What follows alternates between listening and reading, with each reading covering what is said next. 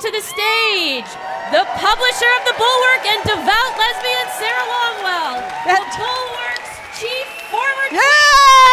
What's up? What's up, everybody? Because he'll talk about himself plenty, crooked Jon Lovett! Hi, everybody. What's up, y'all?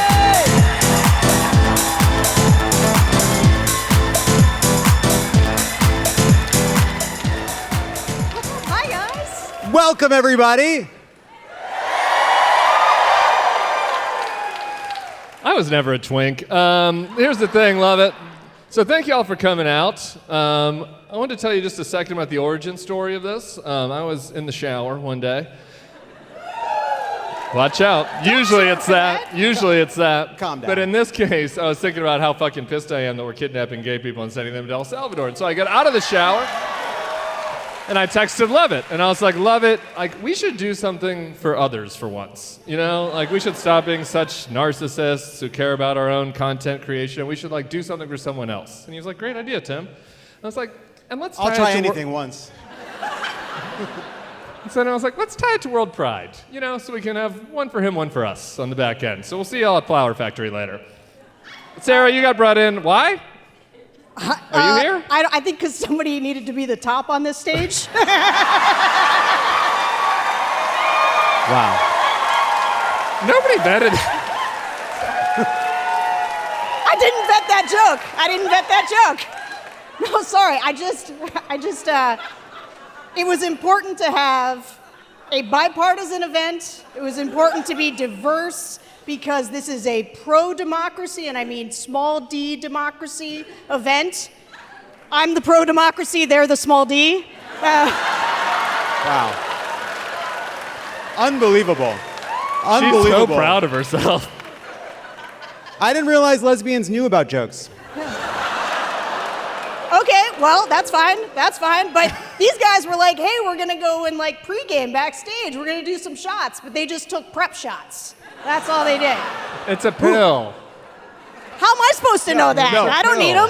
My shot is Ozempic. And you're looking great. Thanks, buddy. We were going through old pictures of you, and boy, big improvement. You're thriving right now. Thank you, buddy. Thank you for saying that. It gets better. So, look, we want to have fun, but also we're here because this is a serious moment, and we're really grateful to everybody who was willing to come out during World Pride, to be here, to be part of this fundraiser, to keep attention on the importance of freeing Andry and all the others who've been disappeared to a gulag in El Salvador in our name.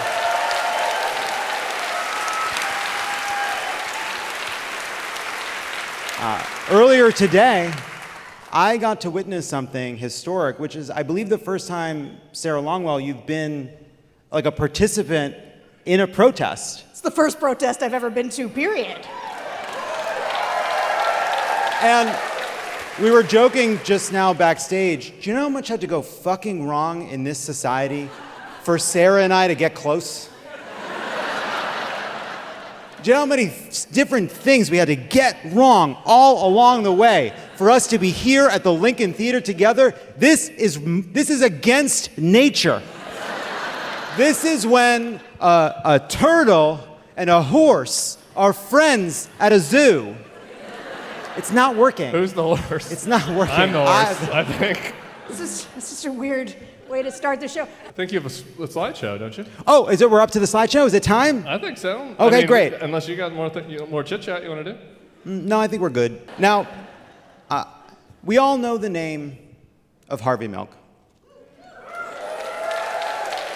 who Pete Hegseth is trying to get his name off of a Navy vessel. There's a Navy ship named after Harvey Milk, and Pete Hegseth is got to do some cancel culture on that ship.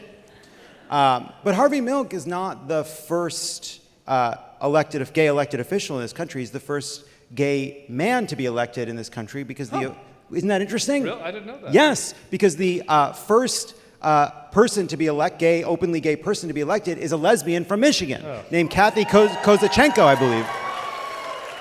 And we don't know her name because lesbians just don't do PR. They just It's like woodworking and that kind of a thing. It's the gay guys that went into PR. That's funny. That's funny because actually when we were promoting the show, the Advocate did a piece. And my PR guy was the one pitching the piece, and somehow the piece came out, Tim Miller and Jon Lovett to co-host show. The Advocate knows what sells magazines. Yeah. That's how we put butts in the seats. Yeah. All right? No pictures of women and axes in the Advocate. That's not going to do anything. The point is, we owe a great deal to lesbians, I've recently found out. And as a token of our gratitude, we wanted to hope to make you feel perfectly at ease during World Pride by showing you some options for different lesbian styles you could embrace this weekend. Now, is it a skirt? Because I'm not wearing that. Okay, so we can rule out a couple right there. Now, we did manage to go into the archives, and we found some options from your past. So let's show what we've got here first. Oh yeah, some lumberjack chic. I would say lumberjackalin, scarecrow with a master's degree. I do love a flannel. Still. You can't see the fingerless gloves in the photo, but they're underneath. Dwayne the Lesbian Johnson is an option for one of these. But do we have any more of those? Is that? Oh, here's another. We have this. Ooh. That is. Yeah, I'm cute. That's my wife. I guess you are the top. We came up. Wait, can we go back to that one? Oh. So this version of Sarah, we came up with a name for it, which is Katie Langley. But look, there are many different directions that you could go, which is why it's time for a segment we're calling Carabiner. I hardly know her. Now,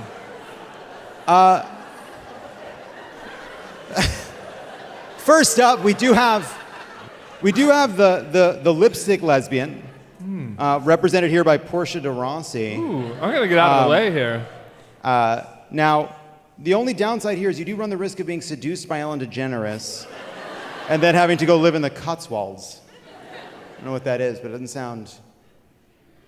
You are describing a lesbian fantasy right now, so I don't know what the problem is. Right. I don't know your culture. I don't know your culture. Now next up as an option for you. Now, do we have a? Let's go to the next slide. Yes. Next up, we have the power lesbians. Yes. I remember this Sex and the City episode. Yes, of course you do. Now, I'm in there. Yeah. Obviously, you're pretty much at ease in this photo. This doesn't feel like much of a stretch for you. Would you consider yourself a power lesbian? Yeah, I think so. A little humility, please, God. I mean, you. Okay. What did Tim say? A little humility. I mean, you're not supposed to call yourself a power lesbian. That's supposed to be a title bestowed upon you, I think, by others. That's the kind of thing someone who's not a power lesbian would say. If you're any power lesbian would describe herself as such, and if you can't, you're not, bitch. All right. Next up, we have granola lesbians. Okay. I look fine, Gray. A Subaru Sophic, we call them. Yeah. It's comfortable shoes, cargo shorts. It'd be very practical during the parade. Something to think about. Yeah. You might get hit by those national park budget cuts by Trump. That has been hard on the lesbians, actually. Now we do like to camp. Yeah, you do like to camp. Do you actually? You guys like camp. We like to camp. Yeah. Wow. Nobody likes to camp. No, I refuse to believe that anyone actually likes to camp. My friends are camping right now without me. I had to skip it to come to this show. Wow. You're welcome. I don't understand camping either, but that's why the flag has different colors on it, you know? That's why we have different... That's why straight women are our natural allies. Hello, straight women. You don't like to camp either, do you? You don't like to camp. Yes, I often believe that the next great political realignment is when the straight women and the gay guys join forces, and the straight guys and the lesbians join forces, and that becomes our political divide. Do we want to take a winner in that fight? Or We'll do whatever you say. Next up, a classic direction. We have the masks. There we go. All of a sudden, I'm horny. Now, this is working for Tim, so that's a bad sign. Now, TikTok has declared a mask shortage, and you're a former Republican, so you care a lot about a free market.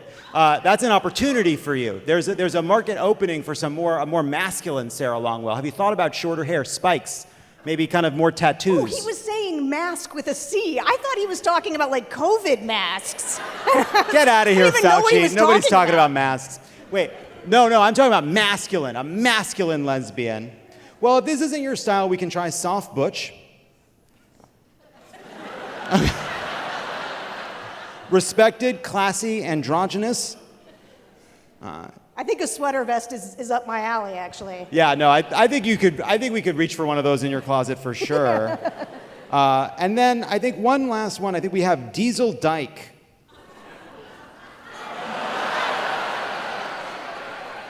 That's Rosa DeLario. Yeah. Yeah. Honestly, I think you could try that. I really do too. I think shave the sides of your head. I mean, honestly. This could work for you. Thank you, straight man in the audience.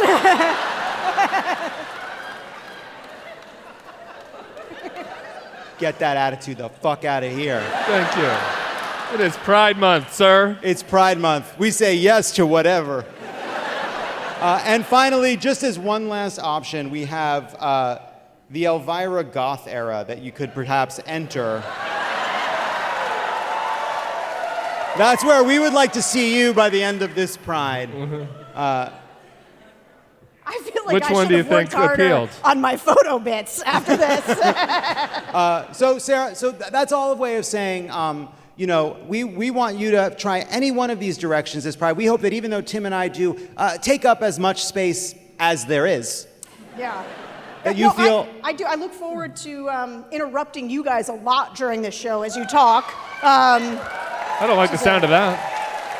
A form of historical retaliation. and I love that for us. Yeah. But now, I understand, Sarah, you've collected a dossier of your own. So here's the thing. Tim and I actually go way back, like recliners back. Like, we have been friends since 2006 when I had to go pick him up after the cops arrested him. And for some reason, his first call was to his boss because they needed a responsible adult to pick him up and drive his trust fund Cadillac home for him. I don't recall this. Did that happen? That's a real thing that happened. Are you sure? I remember pulling What up was in I the wearing? cab because I also had a life. I was also out partying, and I had Okay. to pull up in a cab. Let's try to keep this believable. I pull up in a cab, and this guy is sitting on the curb. It's almost Christmas. I remember because the cop wished me a Merry Christmas as I was taking Tim away, and Tim's sitting there in the tiniest little glittery tank top you've ever seen while the cop lights are going, the red and whites are spinning. I remember the cabbie said to me... Coming out is a challenge, okay? And I went through some rocky times. I'm sure there are people in the room that can relate to that. It's not nice to bully me about it all these years later. Well, I told you somebody's got to bring the top energy. So anyway, Tim and I have been friends for a very long time, and so I have a lot of old pictures of Tim, and so I thought we'd just do something really quickly called the Tim Eras Tour. I love this. Sounds fun. I love this. Let's go. This is the Tim Beard era. Holy shit. Look at that. Look That at is that. hot. I want to draw your attention to the fact that I spilled my drink all over my shirt. Look, Tim, if you had kept that up a little bit longer, you could have been Speaker of the House.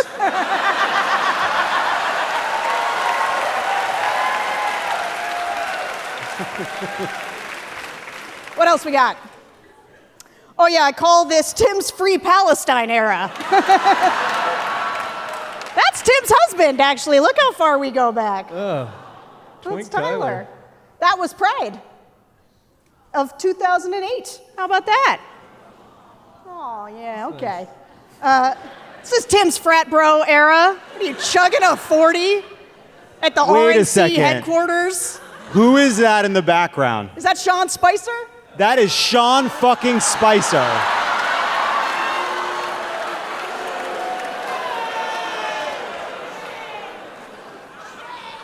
Shame, shame, shame, shame, shame, shame. Wow. And if I kept that up, I'd be on Newsmax. That's how quickly we could have our own dictator on our side. It's that fast. On a fucking dime. On a dime. Sorry, Sarah. Please continue. I'm sorry for them. Look at this twink schoolboy era. It's hot. Yeah. This was around the time I met Tim, and he had a pair of fake glasses that he wore. This was his, like, Superman to Clark Kent thing that he did. It was like, glasses straight, glasses off, gay. They were not prescription. All right, I did wear non-prescription spectacles. Oh my. You know. Yeah. For those listening. It was a gag. For those listening, that is a photo of Tim, Sarah, and another Sarah Palin of Alaska. You know what's so funny? You hear former Republican, but then you feel it. Then you feel it right here in the middle of the chest. You betcha. I call this Tim's Why We Did It era. Which you only know if you've read Tim's book, but it's a good joke if you've got Tim's book. All right, next one. This is Tim's Please Clap era. We have Tim and Jeb Bush. Wow. Now, look at this. This is just... If only we had Jeb. You guys didn't fucking deserve Jeb, okay? I don't want to hear any of this nonsense.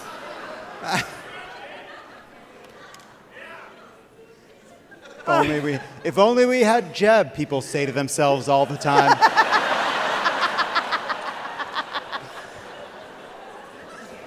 Sliding doors moment, guys. Okay, last one. Okay. That's not cute.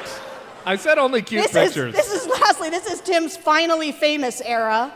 And I want you to know this is from the other day when Tim yelled at our staff because he didn't look cute enough in his YouTube photo. And honestly, you know what? And he made them change it. You know what? That's exactly what Tim should do. Thank you. That face is his goddamn moneymaker. Thank you. All right? And we can't do anything if probably we can be honest about the fact that we want to be looking good on these fucking YouTubes. All right, Sarah? Thank you. All right. All right. That's all my Tim, but I do have a bonus for Lovett, because I didn't have old pictures of him. His freshman year college roommate and I worked together, and I was like, give me something. And he said no, so Jon must be like a scary gay. Like... Loyalty. Yeah. Loyalty. So I had to do something else. So one thing that Jon and I have in common is that we both love the show Survivor. Okay? I've watched every season of Survivor. And when I saw that they announced Jon Lovett was going to be on the show, I was so fucking pissed. I was like, now they will never have another gay middle-aged podcaster on the show, and I've missed it. I'll never get to do this. Luckily, this happened. First person voted out of Survivor 47. Jon, that's 4, that's enough. You need to bring me your torch. They misspelled your name? Well, let's just watch the whole fucking thing. Relive it! Jon, Relive it all! Play it again. Learn bright and fast. All right. You know,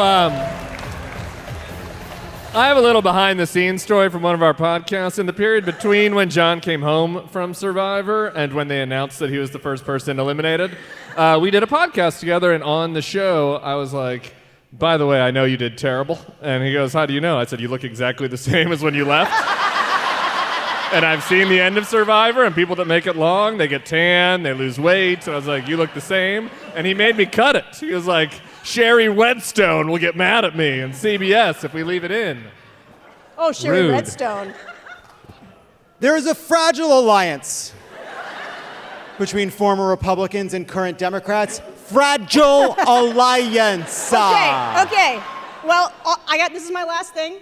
I did get this one picture out of your roommate, which is... So here's the thing.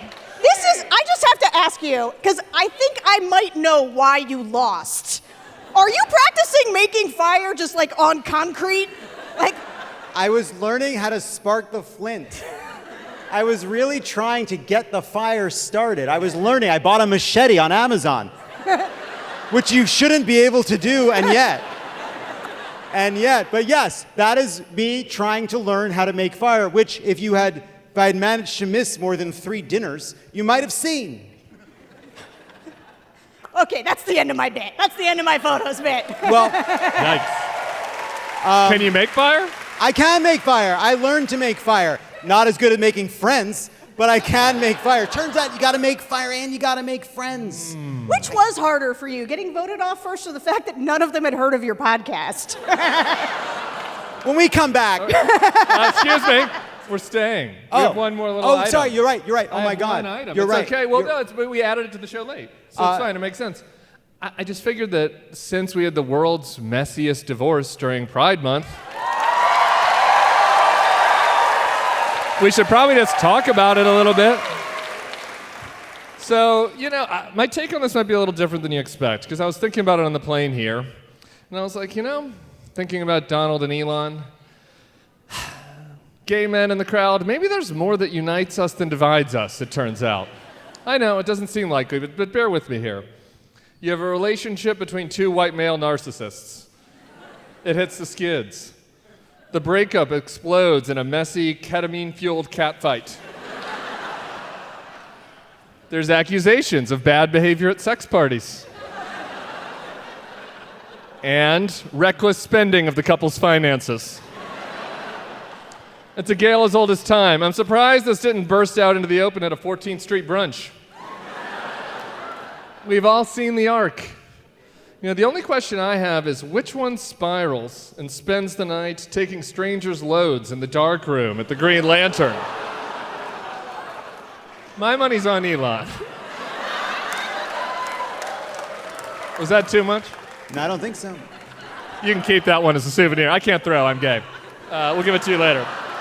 I also feel like we're kind of living a preview of the Sophie's Choice facing the children of gay divorce. I don't know about you. I feel bad for those children. Imagine having to choose who you want to have custody. The K-hole circuit dad or the cunty theater queen? Talk about hard choices by Hillary Clinton. Did you write any of that? Was that No, not involved. Okay. One other thing I never expected from this whole saga was that a straight man would end up becoming the poster boy for mixing meth and K. I thought that was our thing. I don't understand any of these jokes. The jokes are for the 7 gay men under the age of 50 in the crowd. What's up, boys? The good news is now we get a name for getting so geeked on a K and Tina snowball that you spend all night posting onto Sniffies or X. We can call it getting doged. And let me tell you guys, if you're out there after that Troye Sivan show tomorrow, boys are going to be getting doged all over town. So watch your apps. That was beautiful, Tim. And that's all we got. That was my tight 5 on the gay divorce. And on that note, when we come back, Tim is going to sit down with Andry Hernández Romero's lawyer to talk about what brought us all here together. So we'll be right back. Hey, what's going on?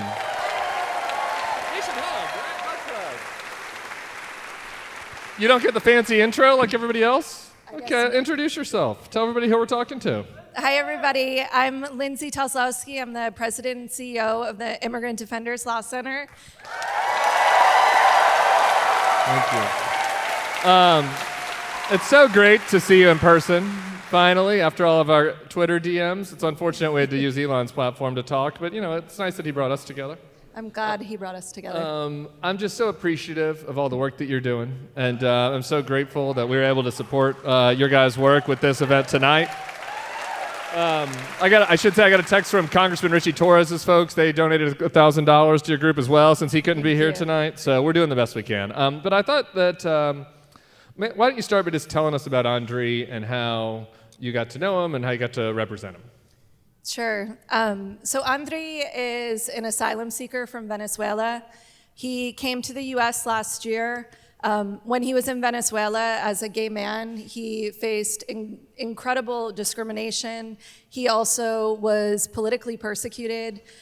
He was physically hurt. He was followed home by police officers. So he made the incredibly difficult decision to come to the U.S. But he had a really rich life there. He's been in a theater troupe since he was 7 years old. He actually worked on the Miss Venezuela pageant.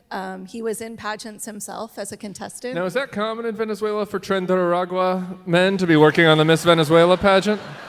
I don't think that's been a cover I've seen before. Okay. Yeah, well, not common. He also worked professionally as a makeup artist. He, had this really rich life. He's close to his mom. So for him to flee and come to the United States, things were really bad. Yeah. And it was really difficult for him to live authentically there. So he came to the US and he did everything that we were asking people to do. He made an appointment. He waited in Tijuana for that appointment.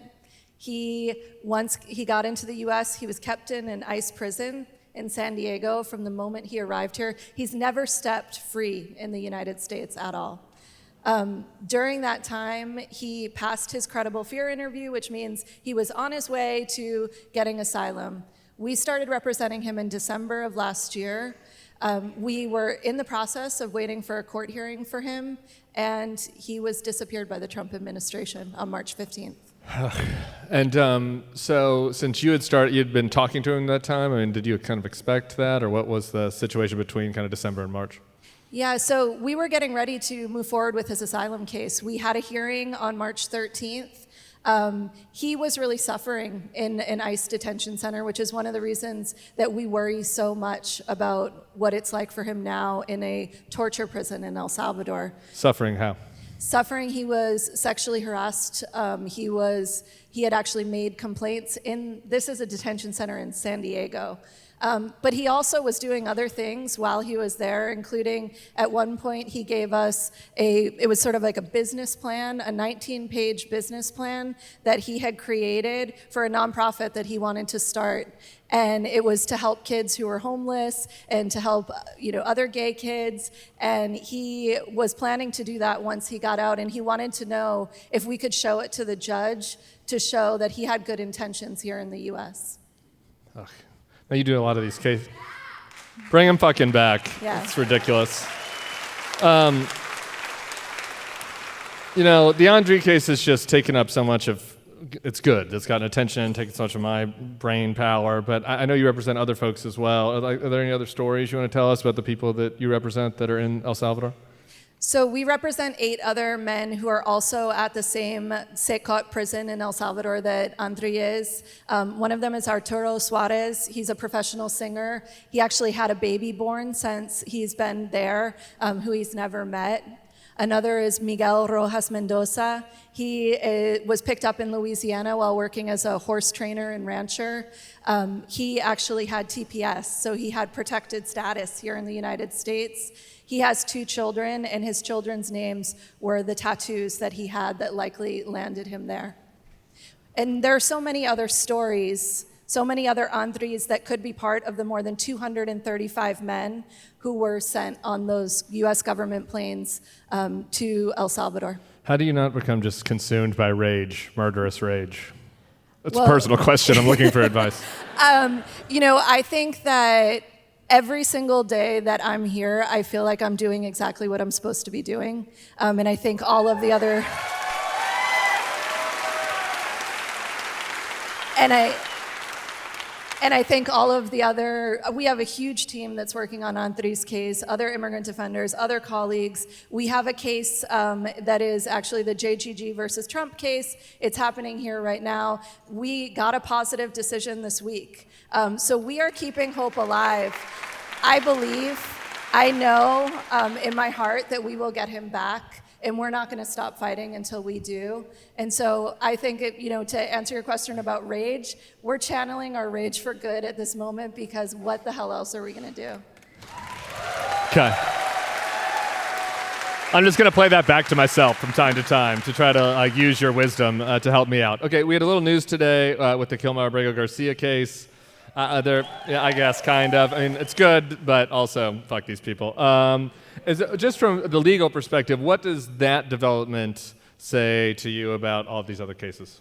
So the news that we got in Kilmar's case is that he's on his way back to the United States. What that says to me is they need to stop lying that it's impossible. And if they can bring him back, they can bring Andry back. Yeah. And this is the thing about all these cases, the reason why they're bringing Kilmar back is because they want to make it about the details of Kilmar's life, which I don't know about one way or the other, but that's the fucking point here, right? You can't kidnap 250 people, send them to a foreign gulag, and then just be like, well, whatever, we'll see what happens. Some of them are bad guys, some of them, right? That is the issue here. And so how do you think about framing that for people so we don't get bogged down in the details of individual cases? Right. In many ways, what happened, there's lots of legal things I could tell you about the Alien Enemies Act and all these things, and I won't. Thank you. You're welcome. We got the what I club to can get say to. is that his case is fundamentally about due process. And due process is most important when the government is accusing you of a crime or alleging you are a gang member. The only thing that stands between any of us ending up in a prison in El Salvador, just like Andry, is the fact that we have due process, we have constitutional rights. When those are trampled, when you are, like Andry, whisked away without getting to speak to your lawyer, without knowing where you are going, without being given an opportunity to refute what the government is saying about you, your day in court, this is what happens. And if it can happen to him, it could happen to any one of us. And that's why this case is not just about Andry, it's not just about the 240 men, it's about the future of our democracy and whether or not we're going to fight for it. All right, last thing. Obviously, folks here care about this. They showed up tonight. We really appreciate all of you. What else can people do? Well, we're so grateful for this. Donating to organizations like Immigrant Defenders Law Center and our partner organizations is so important because it helps us to do this work. All of our work is done for free for the clients, and so being here is really important. But we're asking people to continue to shine a light on this case, continue to lift up his story, lift up the stories of all these men. You can go to freeandry.org and you will see toolkits so you can reach out to your elected representatives. But really, the US government here, the Trump administration, they are trying to erase his existence. And so what we need people to do is keep his story alive. Don't let them erase him. And most importantly, talk to your family and friends, those that live in Republican districts. Make sure that they are going to town halls, that they are asking the questions about when Andry is coming back and when he's going to get his day in court. That is the best thing that people can do. I admire you so much. Thank you so much for everything you're doing. That's Lindsay. Appreciate her. Thank you, everybody. Yeah, stand up. This is an ad by BetterHelp. Men today face immense pressure to perform, to provide, and to keep it all together. So it's no wonder that 6 million men in the U.S. suffer from depression every year, and it's often undiagnosed.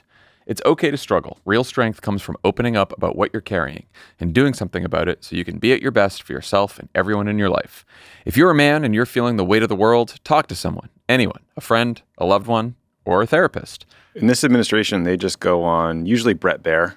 That's good therapy. Some top FBI officials went on Fox and Friends this morning and kind of unburdened themselves of all the things they're sad about. Not everyone has that opportunity to get booked on cable. No, you can't just sit with Fox and Friends and talk about how your job at the FBI is so hard. And just have Brian Kilmeade be like, it's okay.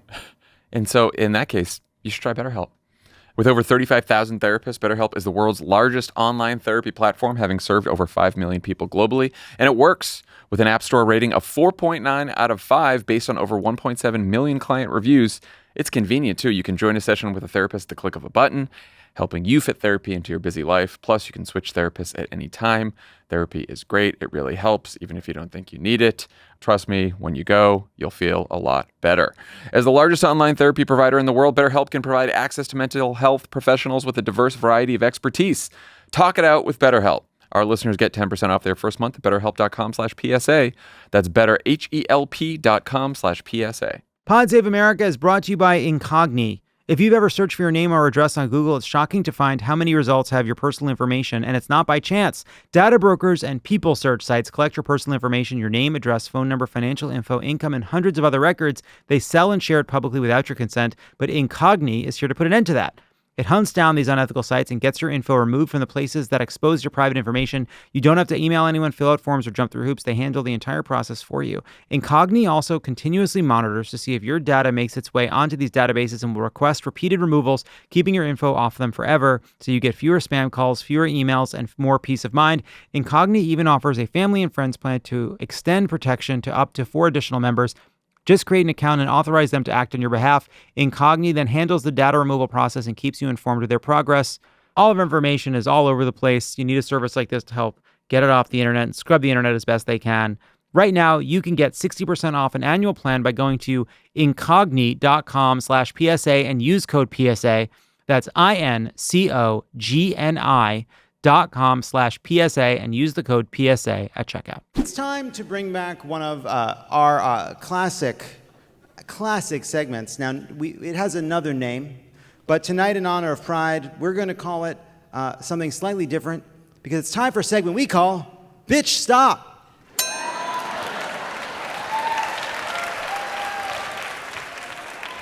And here's how it works. We roll a clip, and whenever we like, we say, bitch, stop, to talk about it. Tonight, we have Jesse Waters. Bitch, stop.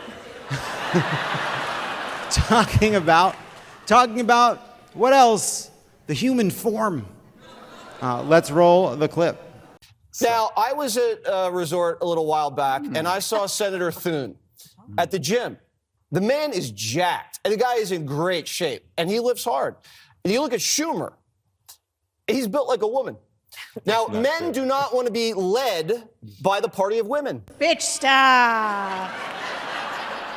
Hate to hand it to Jesse Waters, but I don't know. Show me the lie. My husband's a big John Thune fan over there. He was getting excited just listening to the description. You like that kind of... Okay.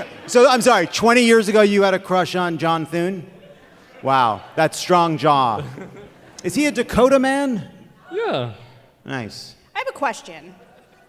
Do men refuse to be led by women?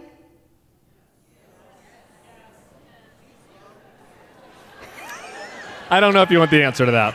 You guys, as best I can tell, follow drag queens around everywhere, and you're telling... Yeah. A little something you might need to know about drag queens.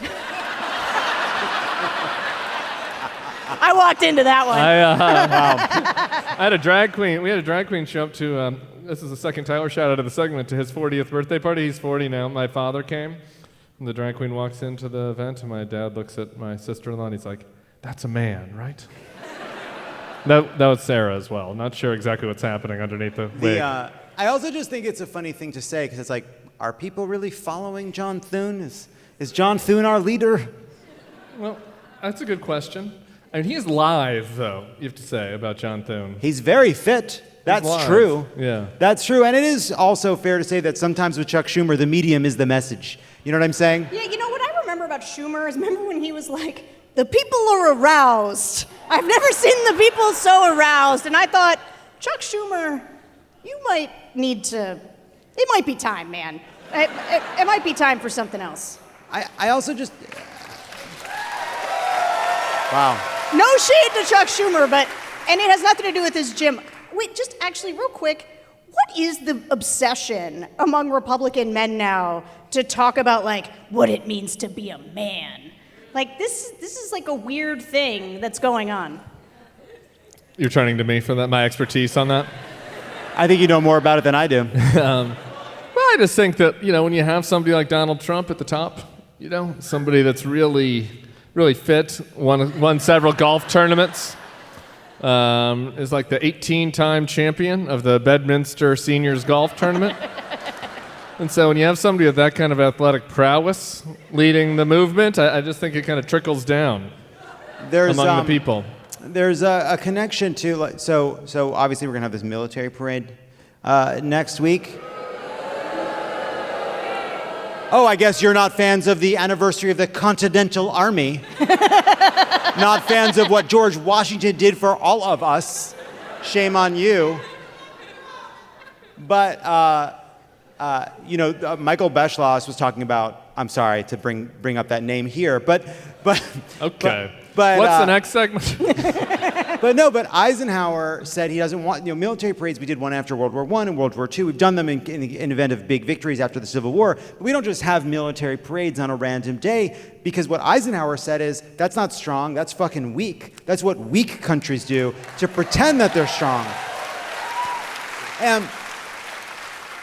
And you see, like, Jesse Waters go on television be like, well, men should do this and men can't do that, and they can't eat soup and they can't drink from straws. And it's like, why is the stronger thing to be unable to do stuff? Yeah. Like, why? I genuinely don't understand it. It's like, you can't do all these things. Being a man means you have to do much, much less. That's how you show how strong you are. That doesn't make any sense to me. That doesn't make any sense at all. It is a little faggy to eat soup. Let's just be honest. Is that wrong? I don't know, but when I see Donald Trump throwing himself a big, like, military parade with tanks, that's when I really think about tiny D's. Like, yeah, for sure. That is a one big compensation ceremony. For sure. Yeah, like, look at that ICBM going by. Yeah. So how could I, like, it's the Corvette. It's the military version of the Corvette. Right. In a sense.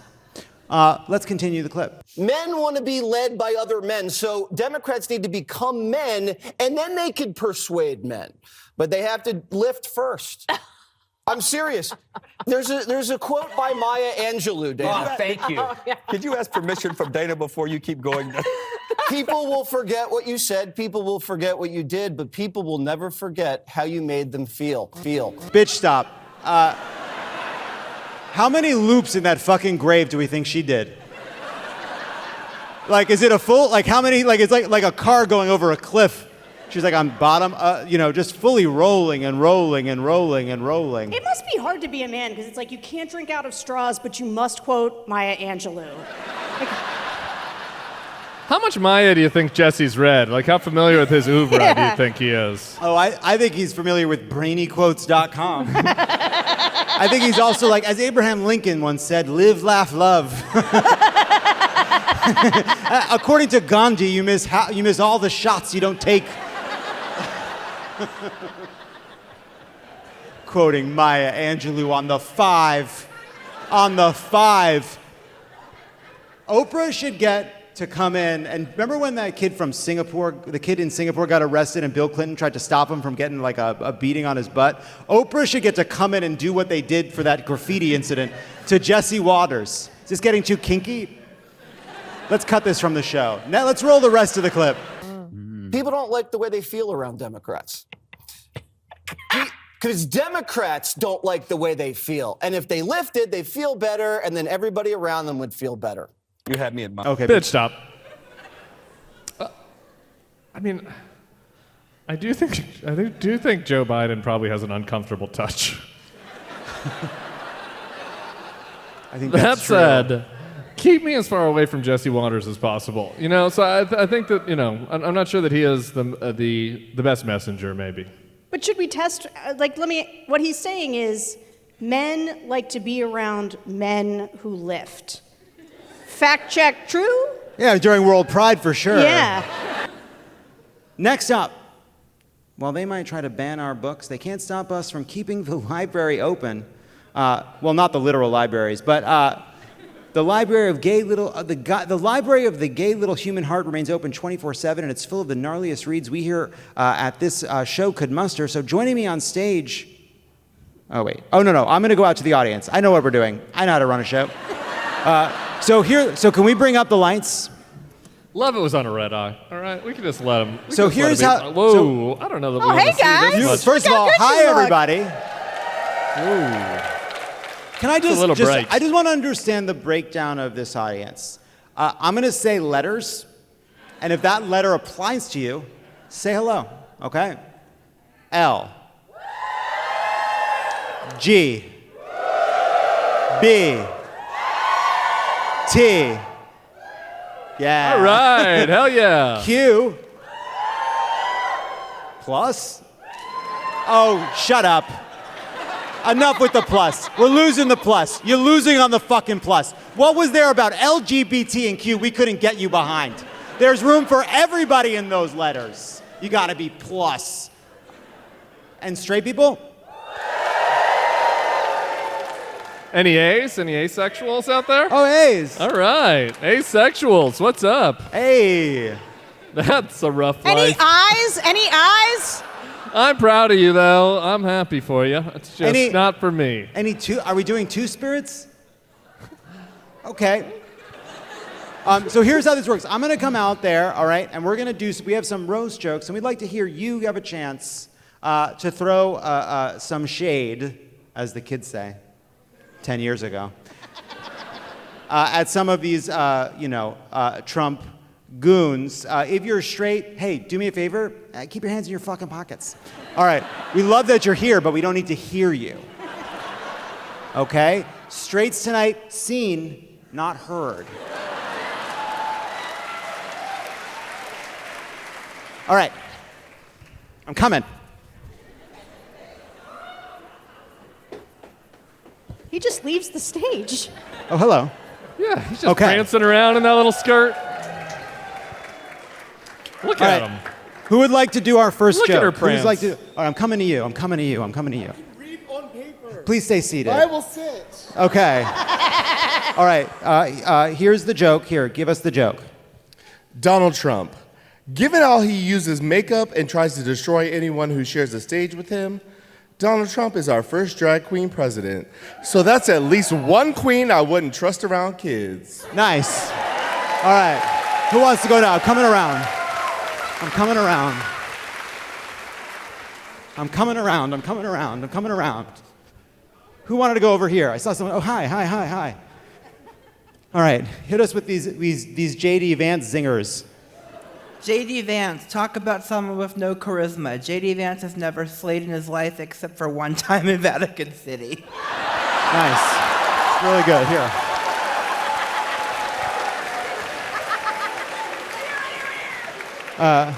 Here, let's do that second J.D. Vance one there.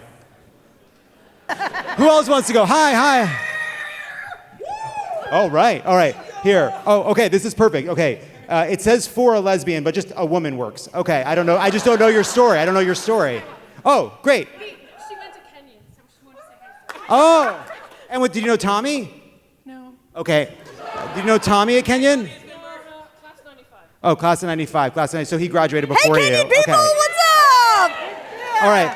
So, okay, read both of these jokes, right, starting from there. For a lesbian, seeing... Don't read that part. Okay. You're the lesbian. It's a joke for a lesbian to tell. So start here. Yeah, right next to that word. Start right there. There you go. Seeing RFK Jr. always makes me wonder, can someone be a double lesbian?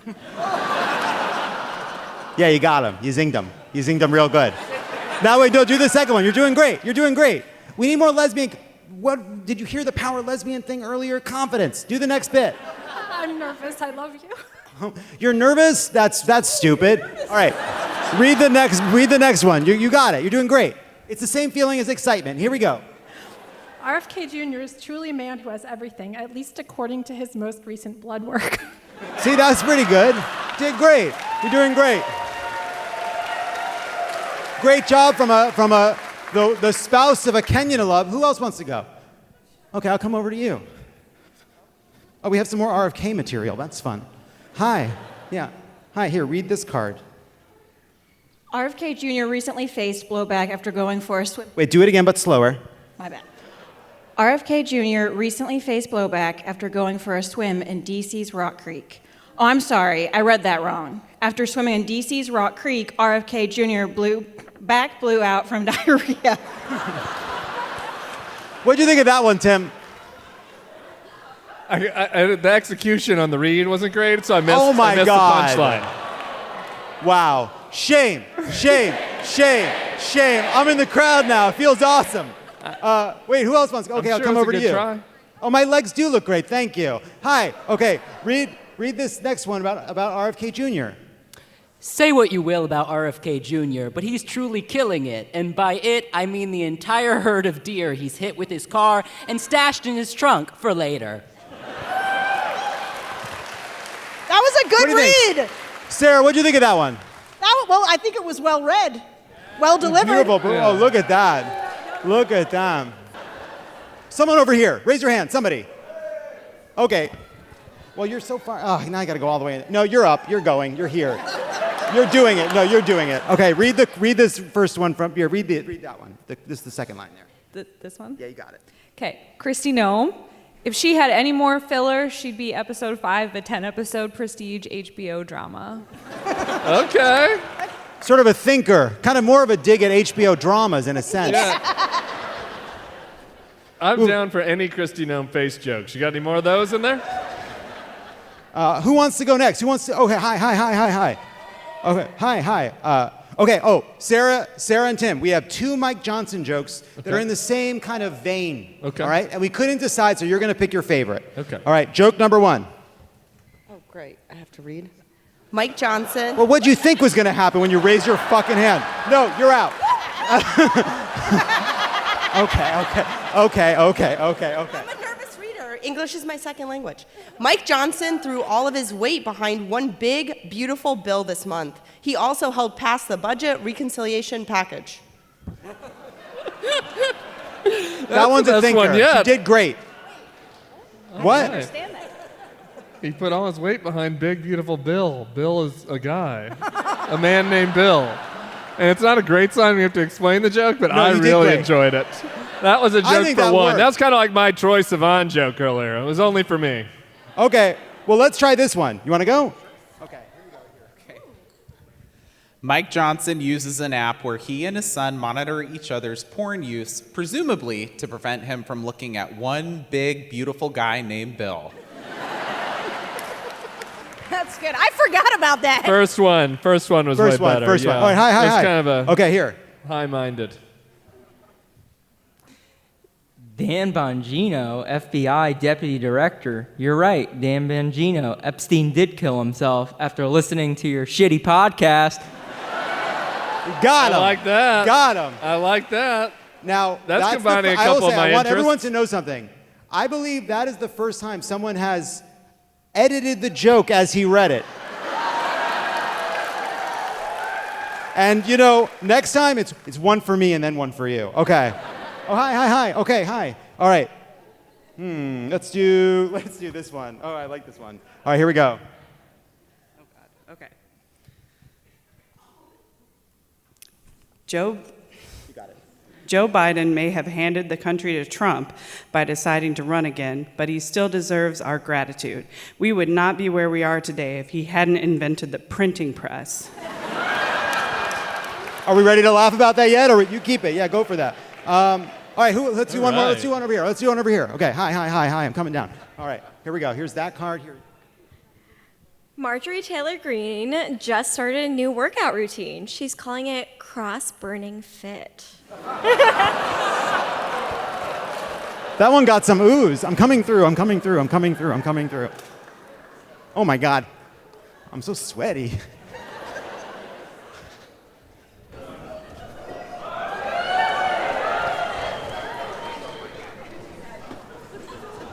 Okay. Oh, there's so many people over Lovett, here. are you going to have enough energy for the club later? Think about that swamp ass. What happens if things get a little frisky tonight? We'll be right back. Up next, Sarah gets into it with Congressman Robert Garcia. Yes. That was fun, everybody. But first, while they're gone, just real quick, I just want to point something out. I don't know if you've noticed, but Donald Trump has a lot of enablers. I would like to name a few of them for you. Maybe you'll tell me what they have in common. Rick Grinnell, Scott Bessent, Peter Thiel, Dave Rubin, Glenn Greenwald, Milo Yiannopoulos, all the Log Cabin Republicans, Lindsey Graham. What do all of these men have in common? They're gay. Name me a lesbian who supported Donald Trump.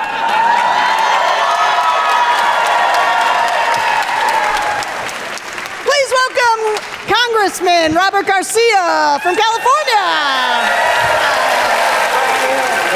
Here, you sit right here. Okay. My drink's right here. My friend, thank you for being here. Happy to be here. I have been so impressed with you because you have been very vocal. You've been outspoken. You've been somebody who's been standing up and saying something about Andry and what's happening. Tell me why, yes, cheer. Tell me why it upset you so much. Tell me why you got vocal. Absolutely. I mean, first, thank you all for being here. Andry is especially during Pride Month, this is such an important story for all of us to uplift and to push. This is what's happening right now should be alarming and concerning every single person in this country. And what's happening, every single person. So for me, I obviously as an openly gay person, I'm also an immigrant. I came to this country as a young kid. And so I feel very much, I can relate and I connect to his story.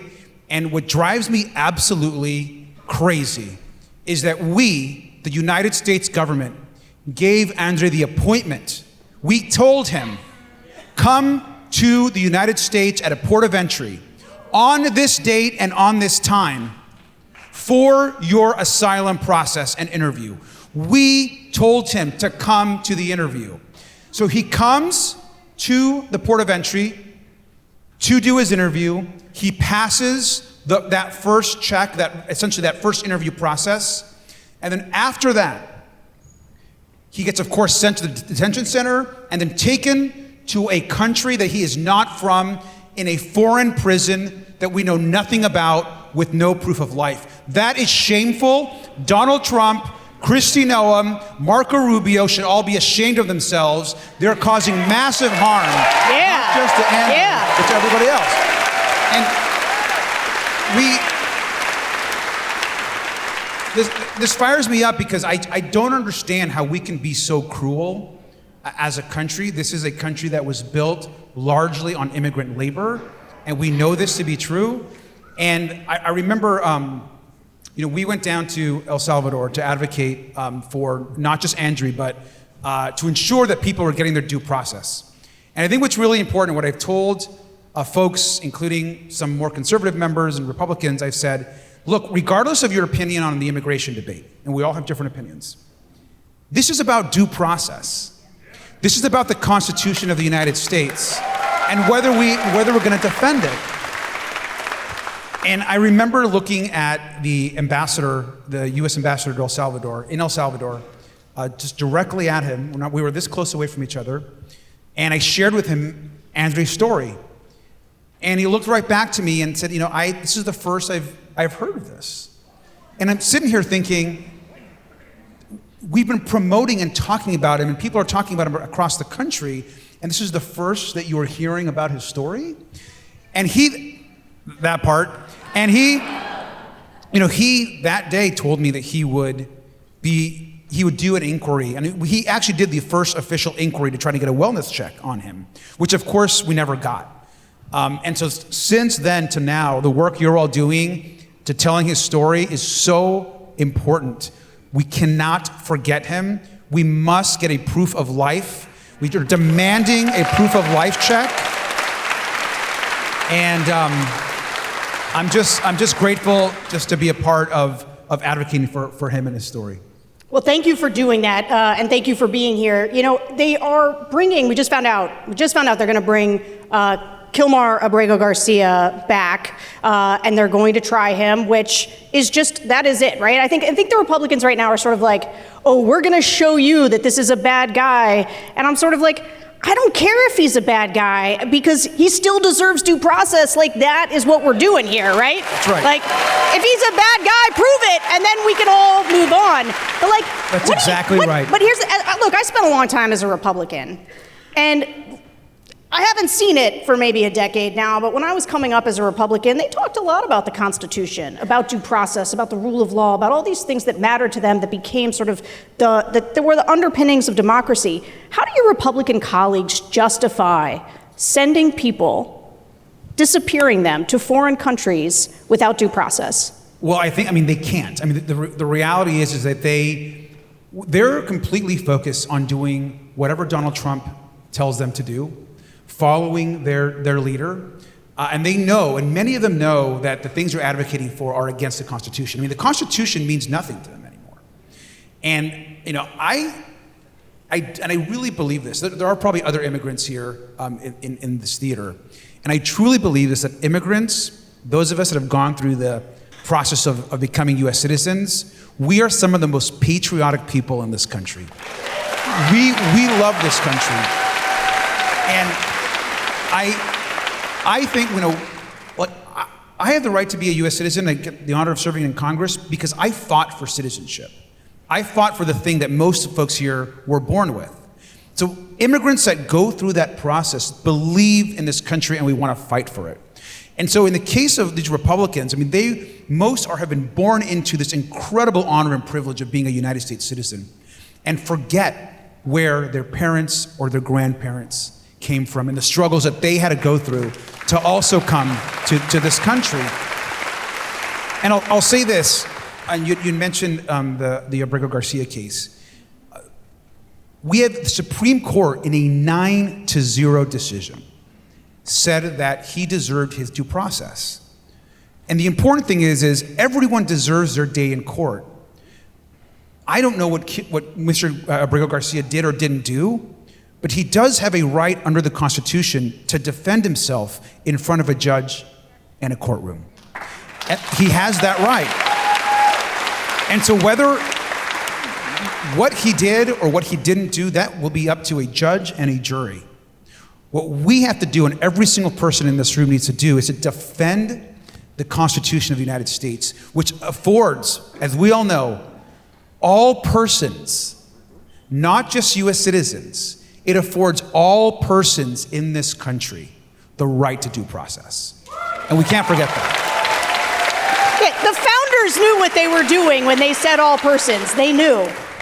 You know, we did a rally right before this. Maybe some of you were there, but I do just want to say something that I said there. Yeah, great. Thank you for coming. Thank you for coming. It was my first, like I said, my first rally, my first protest. But you know, when you came up as a young Republican, I swear to God, Republicans were different on immigration than they are now. I remember, I'm telling you, Reagan used to say, he had this great line about how you could go to Japan and you'd never be Japanese. And you could move to France and you'd never be a Frenchman. But any person with freedom in their heart who loved the ideals of America could come be an American. And that was a thing that people agreed was an American value. Right. Yeah, I'm going to quote Reagan up here. All right. So tell me, this is something I've wondered, and a lot of people ask at the shows. They all want to know, what can I do? And one of the things they ask is, they're like, I don't know, I call my congressman, but I don't know if it matters. You're a congressman. Tell us, does it matter when people call? It does matter. And I think that we and all others, especially folks that are engaged, we track what folks that call, what they're calling about. It does matter. What we also need, though, we need folks to call Republicans. We need folks to call those Republican members that need to be held accountable for just blindly supporting Donald Trump's policies. And we have to understand that at this moment, we have to be engaged. And I will tell you this right now, what's happening tonight and telling Andry's story, please share his story. We have an opportunity also during Pride Month, where there's more attention on our stories, to uplift what's happening to him. Because we know it's not just about him, but he does represent that idea of due process. And by uplifting him, we're uplifting due process, we're uplifting the Constitution, and trying to make our country and the world a better place. Yeah.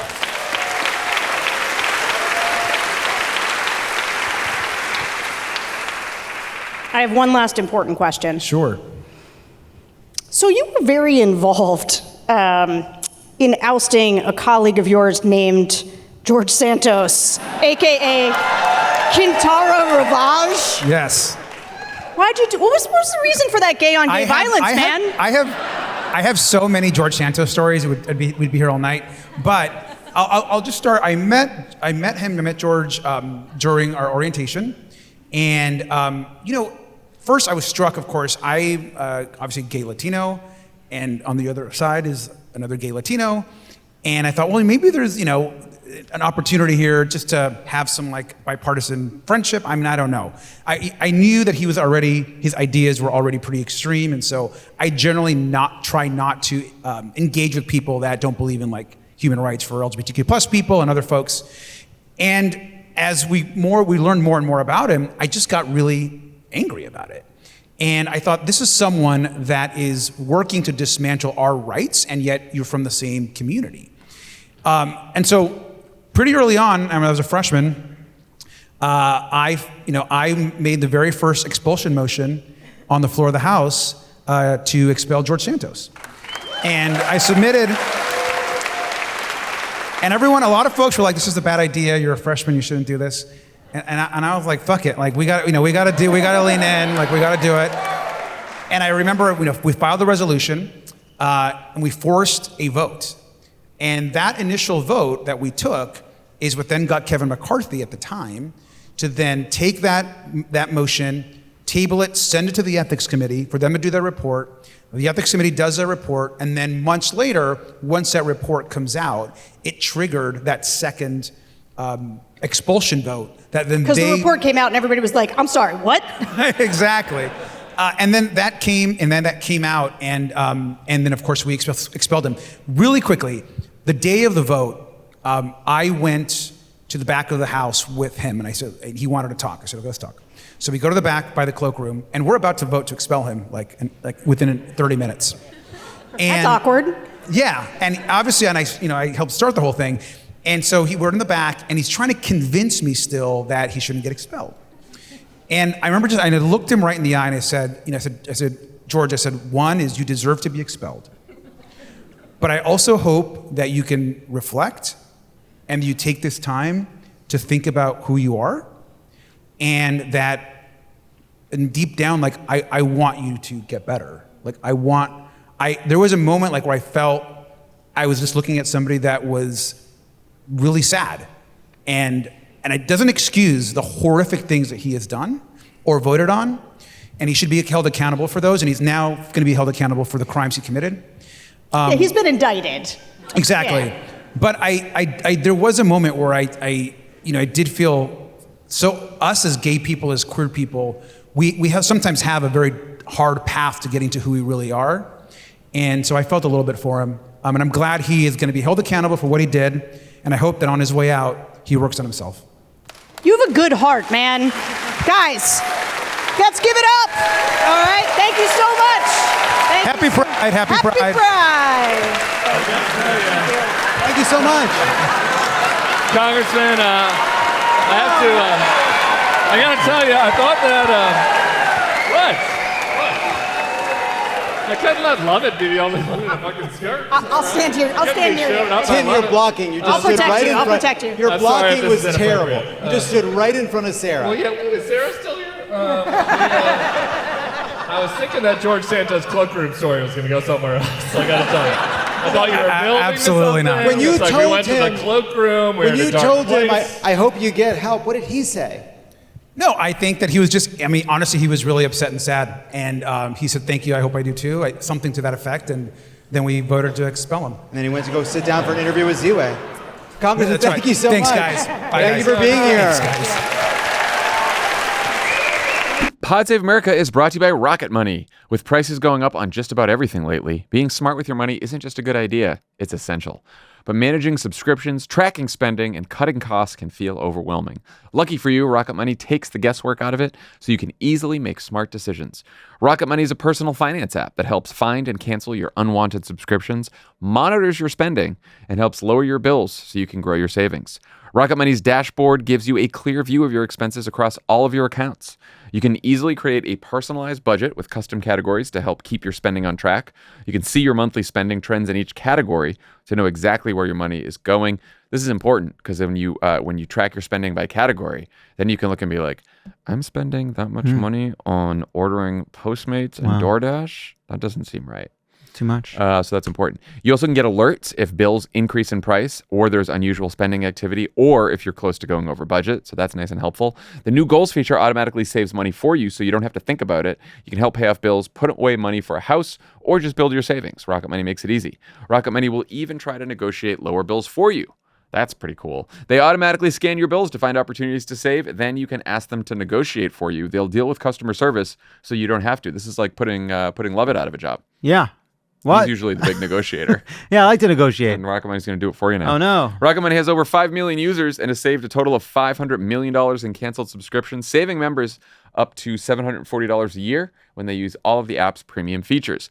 Cancel your unwanted subscriptions and reach your financial goals faster with Rocket Money. Download the Rocket Money app and enter our show name, Pod Save America, in the survey so they know we sent you. Don't wait. Download the Rocket Money app today and tell them you heard about them from our show. Pod Save America is brought to you by the Human Rights Campaign. All across America, Trump and his MAGA cronies are trying to roll back LGBTQ rights, pushing bills that promote hate. It's gross, despicable, and has no place in our country. That's why we are proud to be partnering with the Human Rights Campaign today. For HRC, supporting LGBTQ rights isn't just a mission, it's a promise to stand up against hate. That means confronting Trump's dangerous anti-LGBTQ agenda head on. This Pride Month, show your support for LGBTQ equality. John, I just think after you said LGBTQ 4 times, you should just get to say gays and theys.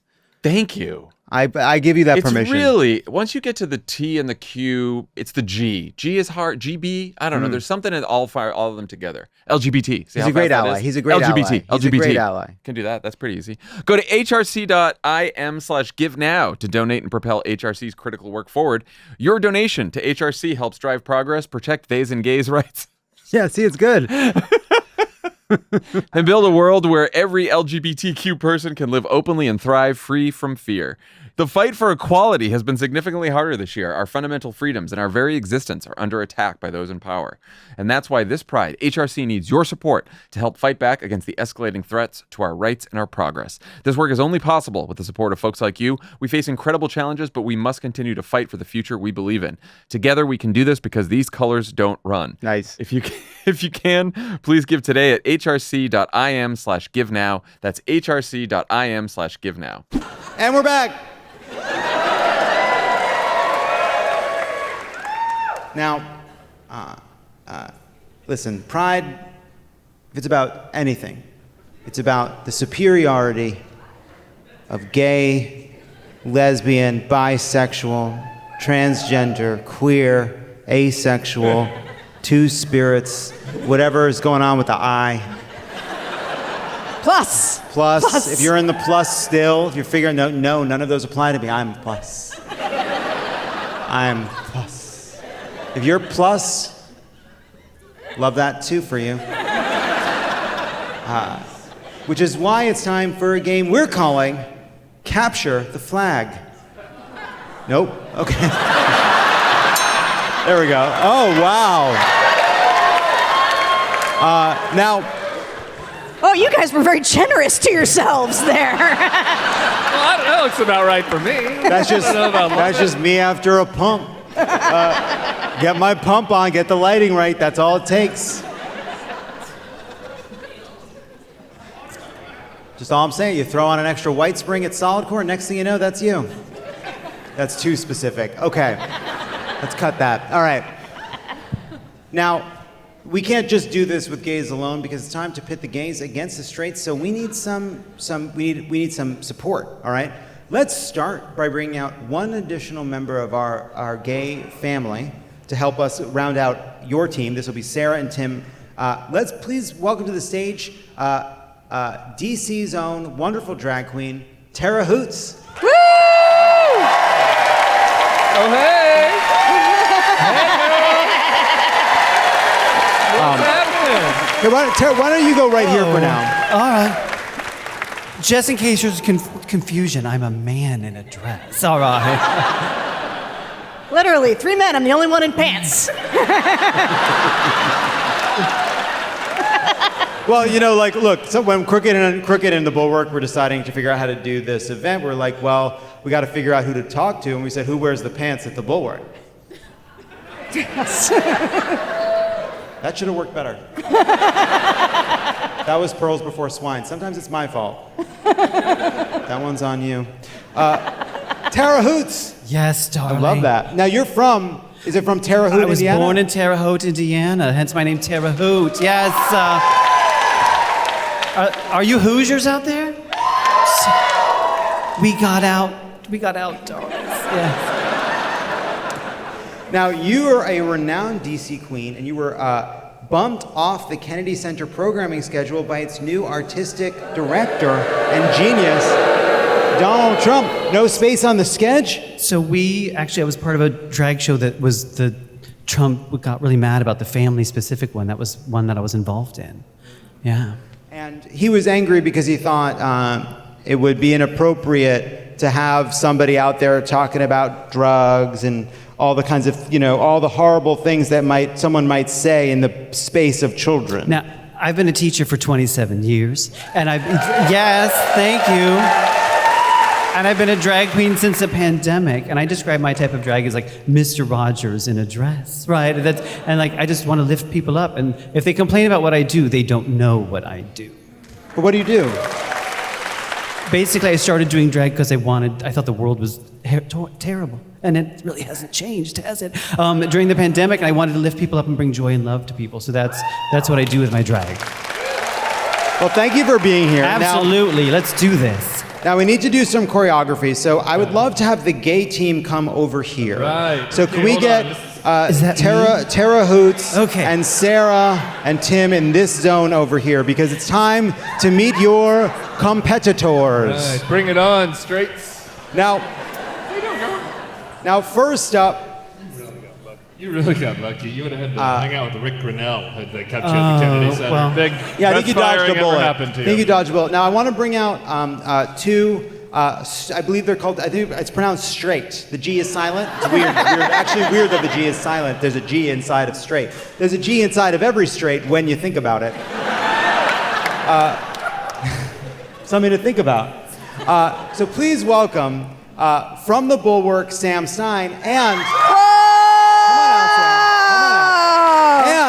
Sam! Dressed like a lesbian. Really. And because Sam is straight, but in a journalist way, we wanted to bring out a man. Please welcome Michael Fanone, who is a hero. Come on, Michael! Former Capitol Police officer. Now that is a man. Take it off, Thank you, Michael, for being here. Take it off. Look at this. Unbutton a couple of those Look buttons. at this. Look at this.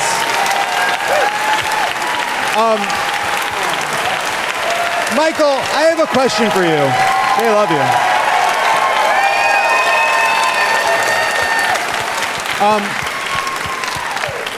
Have you find it helpful to get tips on how to be a man from Jesse Waters? No. That's a straight man. That's a strong style. That's a straight man right there. No. Now, I do want to say that you have a little bit of advantage in this game because we were talking before the show, and you have some experience. This is true. You did have to go undercover. Is this right? I did. 2011, 2012, I spent 2 summers undercover working in some of your fine gay clubs right here in Washington, D.C. What was your favorite? We talked about this backstage. My favorite was Apex. Oh, hell yeah, the video bar. That video bar got real. Now, you were saying that you were working with another officer, right? I was. And now, the first time you did it, you went in and well, why don't you tell us what happened? All right, so this is good stuff. Spare no detail. I got detailed to the 2nd District, the great 2nd District here in Washington, D.C. for the summer. They were having an influx of crystal meth in a lot of the... Tina, we call it. Tina, yeah, Tina. So So I've heard. Not for me. So it was me and one of my buddies who was assigned to the 6th District, which is east of the Anacostia River. And the 2 of us got temporarily detailed at 2D, and we were part of this investigation, and we were going into a bunch of different gay clubs. The first club we went to was Fireplace. And so this is like my first experience inside of a place such as this. And I remember going in there and I was like, all right, I told him I'm not going to name names, but we'll call him Bill. I was like, well, we're going to divide and conquer. I was like, we don't know each other. We're going into the place. We're both going to go in. We've been pros. We've been buying crack, heroin, everything else. Like we can do this. And so we get into the club. I sit down at the bar, and like within 5 seconds, there's like one guy's like holding my hand, and another guy's like literally like kissing on my earlobe. And I was like, all right, well, I'm just trying to buy some fucking drugs. So we came back. I can just hear Michael Fanone being, not that kind of crack. So I was like, yeah, whatever. But if this is what I got to do to, get the buy, I've done worse things with, whatever. Okay. You have? Anyway, so the next day we go back. And I think we hit Apex and we went to Nelly's and a couple other spots, but we were like, we're a fucking couple. And we're in a fucking monogamous relationship. Like that's ever stopped anybody at Nelly's before. Incredible. So I can't think of a better straight person to join Sam in being part of this game. Now here's how it works. I'm going to ask the gays questions about straights. I'm going to ask the straights questions about gays. We'll see who takes it in the end. You have filthy fucking minds. I'm going to... All right. You can answer that then. First question for the gays. All right. Now, do you go by... Do I say Tara? Or Yes, you call Tara. Tara? Or Ms. Hoot, whatever Or Miss works for you, Hoots? yes. Hoots or Hoot? Hoot. Miss Hoot. Like I like Miss yes, Hoot. Thank you, Like an owl. yes. Like Tara Hoot. I get it. Okay. First up. Director and Madison Square Garden staple Spike Lee recently said he would give up an Oscar to see what happen. The Knicks win the championship. Yeah, he got it. There you go. I'm a sport gay. Okay. But the pace. You a big Larry Bird fan? Yeah. A big Larry Bird. Hick from French Lick. Big Pacers win last night. I know. Tyrese Last second shot, baby. I'm from a town that has 2 Mr. Basketballs from Indiana, so try me. All right, yes. Are there any questions about women's soccer? No? No? We're getting the straight. Okay. We get the straight questions. Straight men do not watch women's soccer, except for the Brandy Carlisle or whatever her name You're was. talking to Brandy Chastain. I am an Angel City season ticket holder. Thank you very much. All right. That's enough. Because 1-0. All right, you're up. A new Pew Research study shows that LGBTQ Americans are twice as likely to be into astrology. In astrology, your big 3 consist of your rising sign, your sun sign, and your what? Don't Google it. Don't Google it. You don't know. Tomato soup. No. Call it out. It's their moon sign. Now, I will just also say to all of you that believe in astrology, you're welcome that you get to live in the light that science fucking provides you. Unbelievable. Next up for the gays. What brand makes these iconic patterned bags? Oh, wait. I heard someone say, shut up. Straight culture. What is this? You don't know. They don't What in know. the fuck is this? Wow. That is hideous. That's so interesting, right? Because Sarah is a woman. I should know. But she doesn't know because she's not a straight woman. Is that a purse? No. What is it? Flower power. Straight. They don't know either. I mean, I'm like I see a straight woman raising her hand. What is it? It's a Vera Bradley. Wow. Tara whispers to me, she goes, is it Vera Wang? I heard Vera I was out like, there. Someone said I don't think so. Wang is in there. Next up, Euphoria star Hunter Schafer is rumored to be up for the titular role of what video game adaptation? That's so hard. Yeah, that's right. A video game adaptation starring Hunter Schafer from Euphoria. You know her. Don't you? Michael Fanone? This is great. Is this The Last of Us? What? No, it's not The Last. Fuck. I was the only one I had. It's Zelda. It's The Legend of Zelda. The Legend of Zelda. Yeah, she's a Zelda. Did you know that one? None of your business. It's 1-0.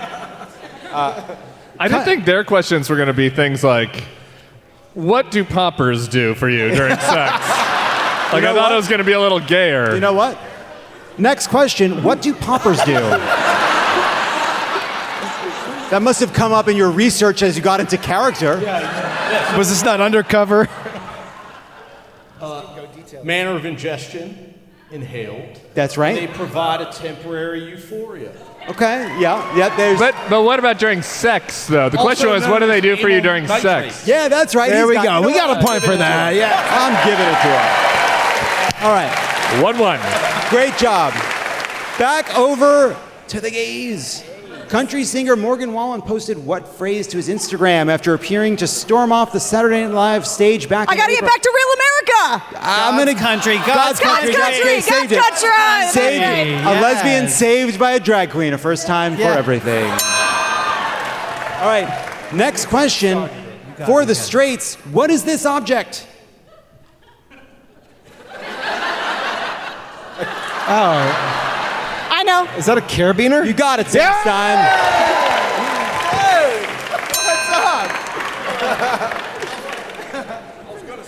I was gonna say carabiner, but then I was thinking like, it's Give gotta me be some one. weird Sexual thing? That's an anal bead. I gotta say, lesbians don't do sex. I didn't know. We use it to carry our keys. To your Subaru. Over to you. To the gays. What two kinds of alcohol are in a Manhattan? Whiskey and sweet vermouth. You got it. Yes. Yeah. The drag Nice queens work, are girl. carrying them. Drag queens carrying them. All right, a drag theme question for our straights. Please name one of these two drag queens. Incredibly popular, have an incredibly popular podcast. Don't say a word. Don't say say a it. fucking word. Can you name one of these people? Oh my fucking God. They are famous. They are celebrities. One We of all them know is my them. We Slack love them. You don't profile even know who picture, they Sam are. Stein. Oh my God. I have no idea who these have people no are. idea? None. No idea. You don't know either? I have no idea. Sarah, go over here. I've never seen them. Shame. Shame. Shame. Other team. Shame. You know what? We're done with the L's. I really like Sam's shirt. I would wear Sam's shirt. Get the L's out of here. I have no clue. Wow. Gotcha. Yep. Trixie Mattel, baby. damn it. Yeah. All right. The game has now been revised to tops versus bottoms. All right, back over to the gays. Which side are we on? Last week, this Yellowstone spin-off starring Harrison Ford and Helen Mirren aired its season 2 finale. What is the name of the show? It has numbers. I know this one. Set during Prohibition. It's numbers. It's Yellowstone? I think it's 1860, 1862? 1945, 1935. How many guesses? 1876. Wrong. 1923. Oh, we were close. I knew it was a date. All right. What is with you people and like horses and fucking buffalo? Who cares what's happening on the plains? All right. This one, honestly, I'm nervous. All right. What year did the Stonewall riots happen? It was in the 60s. Okay, that's your 1 in 10 shot from here on out. In the late 60s. I'm going to go with 69. Nice. You got it, Sam. That's okay. We'll let him have it. We'll let him have it. Judy Garland died that year. You guys, close like, this out. Is there a question? nobody cares if you know the answer to the question, okay? It's a competition up here, all right? So just fucking keep it to yourself. That's right. I wanted to say that, but I can't because I'm a good Christian woman. All right. This is going to be a question for both teams. Okay? Ooh, okay. This is it. We're tied. Bisexuals are not allowed to answer. It's a slow burn on that one. What was the first lesbian wedding to take place on television? Ellen DeGeneres. No. Fuck! That's just a lesbian. That's just one lesbian. That's just naming all lesbian you could think of. Name a lesbian. I didn't say name a lesbian. Michael Fanone, name a lesbian.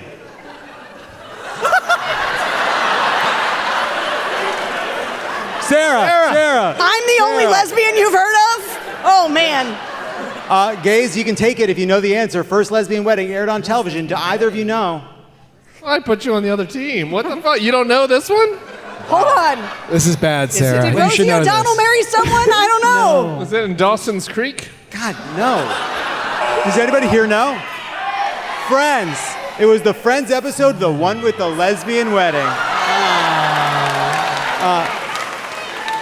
And you know what? Honestly, because we have all of pride, I want to thank our straights for being willing to subject themselves.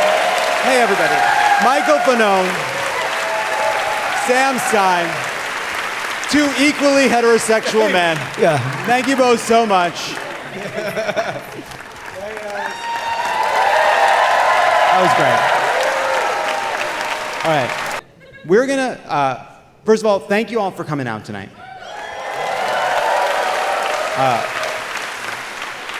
There is nothing that brings Crooked and the Bulwark together quite like ranting about whatever happens to be on our minds.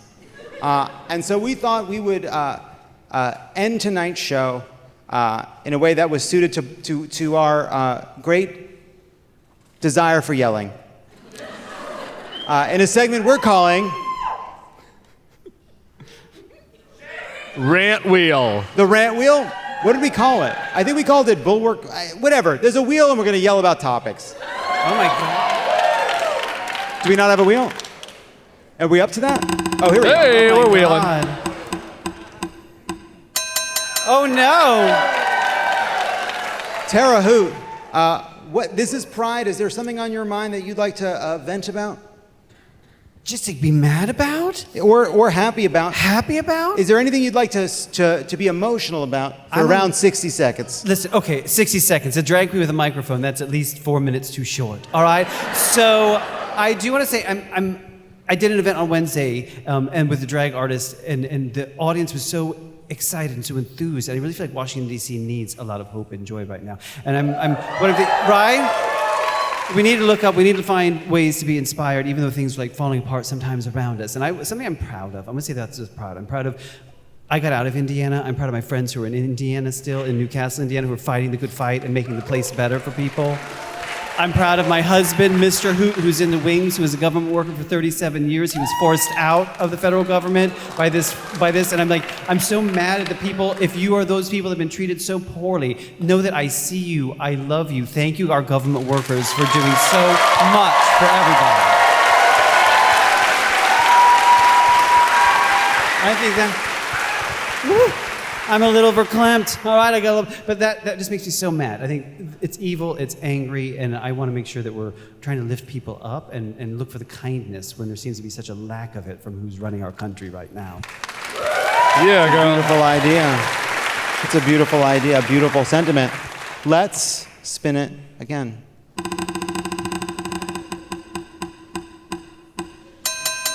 Oh, it has landed on Sarah. It has landed on Sarah.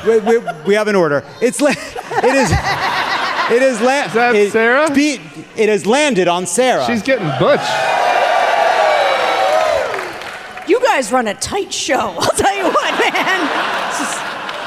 All right, I've got a Last rant. Crooked Bulwark collab. I actually had hoped you were going next because following that with mine feels funny. But I'm going to give you my rant unvarnished, which is, do we need a whole month for Pride? Like,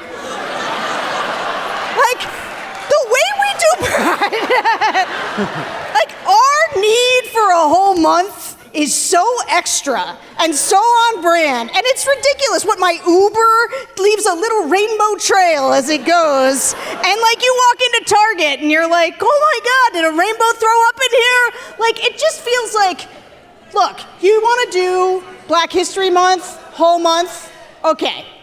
The people are getting restless. Oh wait, I'm sorry, did you just say I should stop? They don't like Target. They're mad at Target. They're mad at Target. They're mad at Target. All right, we got it. Whatever. The point is, I just think like a week is enough, and we don't need a whole month, and like, it's enough. Shame. I needed one of those tonight, and I decided it would be on my rant.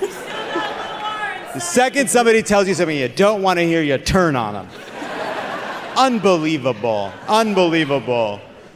Let's spin it again.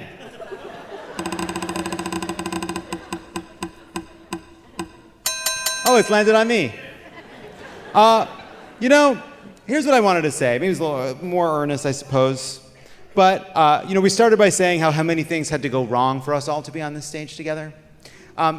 There was this, when they sent up one of the satellites many years ago, they realized that they had made the mirrors wrong. The mirror, before Elon Musk, not his fault, that they'd actually they'd done the mirrors, they were spherical instead of hyperbolic, or hyperbolic instead of spherical. I don't remember. Which one is it? It was spherical instead of hyperbolic, and what that meant is, even though it was imperceptible when it was on Earth, the heat from that light was so intense that it would shatter the mirror. It didn't work. It didn't work as a telescope. And one thing that I feel like I have learned over the last decade as we faced all of these different pressures and challenges from what happens when a country, a segment of a country loses its faith in democracy and freedom, is you see who bends and who breaks under pressure. And it is a gift to find out who has the stuff and who is strong enough and who really cares and who actually believes the things that they said for a long time. And I feel really honored that I get to work with Sarah and work with Tim. People that, we Democrats, we talk a big game. But we didn't really face a choice. We don't like Donald Trump because he's the fucking worst human being on planet Earth.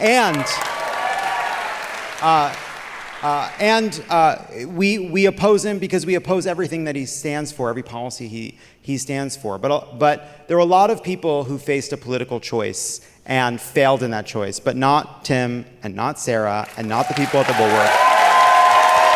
That's nice. And as we think about building a small d democratic movement, I feel really proud of the people that I've gotten to meet and know because it's revealed who was made strong enough and who was going to break. And the people that have broken, they've fucking broken. And we know now. And now we get to figure out who we get to build something new with. So I feel really proud about that during this Pride. Oh, that was so good. Let's spin it one more time. I think it's going to be me. I think it's going to be me. Look at that. Oh, look, I just wasn't on the board Good at work. all. All right. Oh, look. Yeah, we talked about it. We thought, how should we end it? 2 Tim rants, 1 John rant, the drag queen, we're done. Yeah, out. All right, Tim, you've landed on you. I have a rant, but just really quick. That was really sweet what Lovett said, and I was trying to feel emotions about it, and then I'm in this little tennis skirt. And I was like, can you compliment me again when I feel less uncomfortable? That would be great.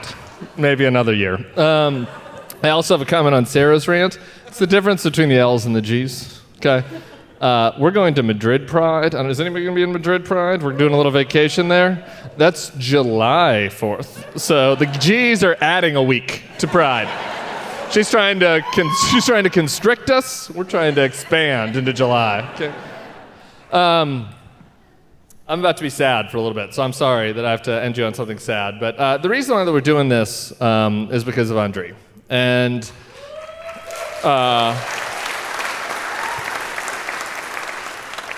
I think there are two reasons why this has affected me so much. One is because, kind of what Lovett was saying, I came out of this tradition of like being pro-life and being pro-freedom and thinking that that was, what was animating my political work. And Jeb used to say something about how, we wanted to make sure everybody had a chance to live a life of purpose and meaning. And I believed that and thought it wasn't BS. And so the idea that we are doing that Republicans, that Donald Trump, that our country is taking away somebody's life, their purpose, and their meaning really pisses me off. And so that's one reason. And the other reason is just because, just because both me and Andry are gay, I can just imagine it. And I'm sorry to do this, but I just want everybody to imagine this with me for a second. He flees Venezuela. He flees communism. He takes a horrible journey across Central America, through Mexico, goes through unimaginable shit, has to deal with cartels, has to find food and shelter, just to get to America, because he thinks here he can live a life of purpose and meaning. He thinks he can be free. And he gets to the border, and he does what he's supposed to do. He signs up for the stupid CBP1 app and explains why he had to flee a communist country, and then we let him in. And he sits in a cell, and he's sexually harassed in the cell. And he is abused and attacked, and he is hoping that it's worth it, because at the end there's this freedom in this country that he can get. And instead of that, one day he's in the cell and people come in there and they shackle him, and they shackle his legs and his hands, and they take him with other Venezuelans to a plane. And he's thinking, this is horrible, but at least I'm going home to Venezuela, right? At least I get to see my mother and my best friend. And instead of sending him to Venezuela, we send him to a fucking hell in El Salvador. And he gets off the plane, and they beat him up, and they shave his head, and he screams out for his freedom. And he says, I'm gay, I'm not a gangbanger, I want you have the wrong person, and there's nothing he can do. And they put him in a fucking hole, and he's living a nightmare that you can't imagine. It is just an unimaginable nightmare. And the reason that he's living it is our country, is that we did it to him. The US did it to him. And so it's up to us to get him the fuck out of this nightmare.